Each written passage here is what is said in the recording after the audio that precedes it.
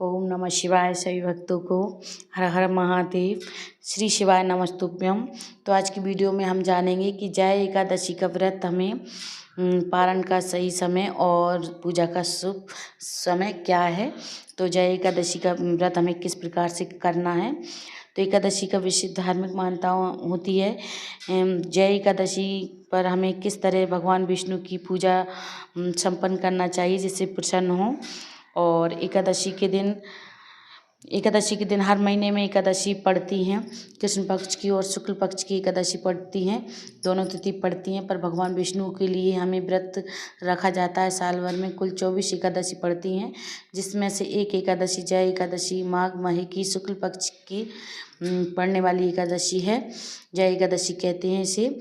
जय एकादशी की विशेष धार्मिक मान्यता होती है। इस एकादशी का व्रत रखने से भगवान विष्णु के साथ साथ माता लक्ष्मी जी की भी हमें कृपा प्राप्त होती है। माना जाता है कि जय एकादशी के व्रत में हमें जीवन से सुख समृद्धि आती है और भगवान विष्णु कष्टों का भी निवारण करते हैं। ऐसे में कहा जाता है कि हमें इस माह के किसी दिन भी हमें जय एकादशी व्रत रखते हैं तो हमें किसी प्रकार की कुछ भी परेशानी भुगतना नहीं पड़ता है।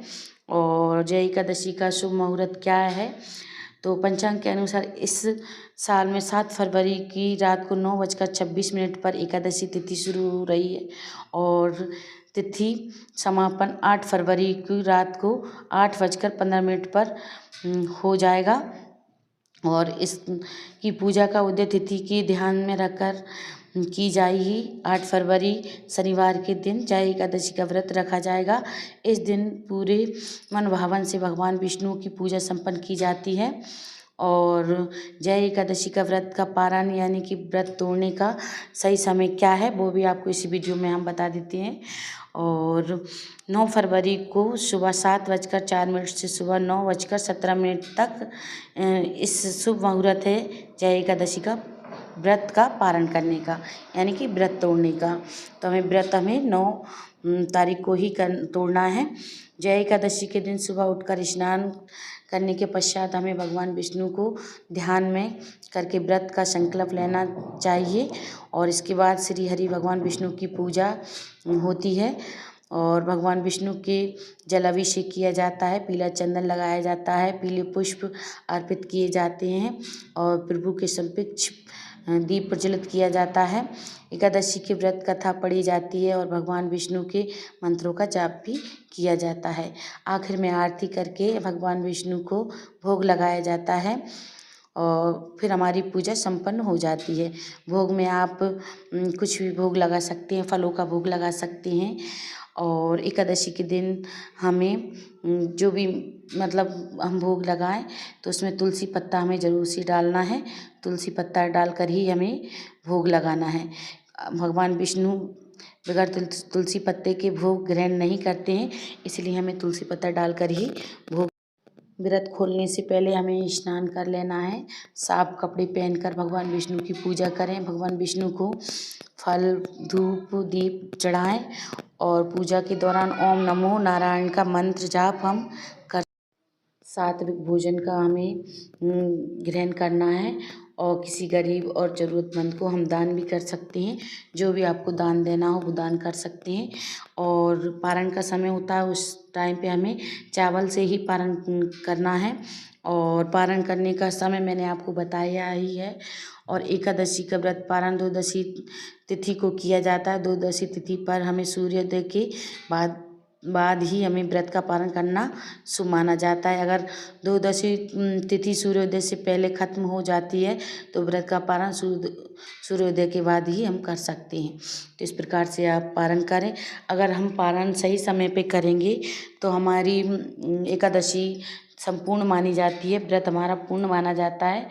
और आप दान भी कर सकते हैं, जो भी आप से बन जाए वो दान कर सकते हैं। पूजा के दौरान आप जो दक्षिणा रखी हो आप वो भी दान कर सकते हैं।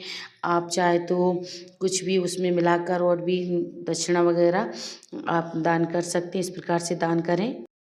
जय एकादशी के दिन हमें क्या नहीं करना चाहिए, किन कामों से हमें बचना चाहिए। इस दिन चावल पान, बैगन, गोभी, जौ, पालक जैसी चीज़ों का सेवन नहीं करना चाहिए। इस दिन मांस, मदिरा इनका भी हमें सेवन नहीं करना चाहिए, प्याज लहसुन का। और इस दिन तामसिक भोजन नहीं करना चाहिए। इस दिन क्रोध और हिंसा से भी हमें बचना चाहिए। इस दिन घर में झाड़ू नहीं लगाना चाहिए। इस दिन किसी भी के बारे में भी हमें बुरा नहीं बोलना चाहिए, यानी कि कड़वा नहीं बोलना चाहिए।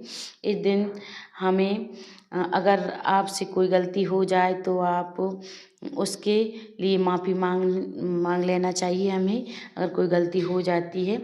और क्या किन कार्यों को हमें करना चाहिए, इस दिन भगवान विष्णु की पूजा करना चाहिए। इस दिन पीपल के पेड़ की भी पूजा की जाती है। इस दिन गाय को भी चारा खिलाया जाता है। इस दिन ज़रूरतमंदों को भी दान किया जाता है। तो आप इस प्रकार से करें एकादशी का व्रत।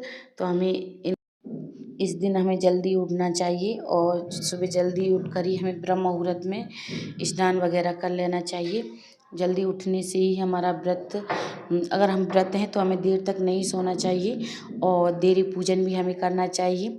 एकादशी के दिन आप गाय के गोबर से देरी लीप कर और पूजन करें और उस पर रंगोली बनाकर दीप प्रज्वलित करें सुबह ब्रह्म मुहूर्त में। तो हमारे घर में लक्ष्मी की कृपा बनी रहती है, लक्ष्मी की कृपा हमेशा के लिए बनी रहती है। तो जब ब्रह्म मुहूर्त में लक्ष्मी जी का आगमन होता है तो वो खुश होती हैं और हमारे घर में विराजमान रहती हैं। तो इस प्रकार से हमें सुबह जल्दी उठकर देरी पूजन जरूर से करना चाहिए। डेलीज की पूजा हम डेली ही करते हैं। आप भी अगर हो सके तो 11 के दिन तो ज़रूर करें। 11, 14, अमावस, पूर्णिमा, तो इन तिथियों पे हमें डेलीज पूजन जरूर से करना चाहिए, यानी कि देरी की पूजा। तो इस प्रकार से हम देरी की पूजा कर सकते हैं। साथ साथ आप शिव जी की, गौरा पार्वती, बाबा भोलेनाथ की भी पूजा करें। आप उस दिन एकादशी के दिन भोलेनाथ की भी पूजा करना चाहिए हमें। तो हम भोलेनाथ की पूजा भी की हमने एकादशी के दिन, तो आप भी करें, बहुत ही अच्छा रहता है। गौरा पार्वती, बाबा भोलेनाथ, गौरा पार्वती मैया लक्ष्मी जी का स्वरूप हैं। तो देखिए हमने इस प्रकार से पूजा की और हमें पूजा करना चाहिए।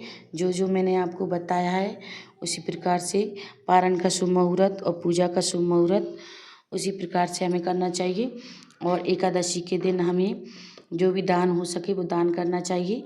अगर आप मंदिर में जाते हैं पूजा करने के लिए तो मंदिर में भी जा सकते हैं पूजा करने।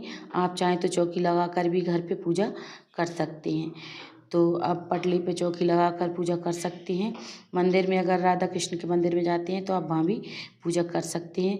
मंदिर में जाएं तो थोड़ी देर बैठ कर ही आप पूजा करने के बाद थोड़ी देर बैठें, उसके बाद ही हमें घर आना चाहिए। तो इस प्रकार से आप करें। सभी भक्तों को अगर वीडियो अच्छी लगी हो तो वीडियो को लाइक करें, चैनल को सब्सक्राइब करना ना भूलें। कमेंट में जय बाबा भोलेनाथ, श्री शिवाय नमस्तुभ्यम जरूर से लिखें। लाइक करें, शेयर करें, कमेंट करें। हर हर महादेव।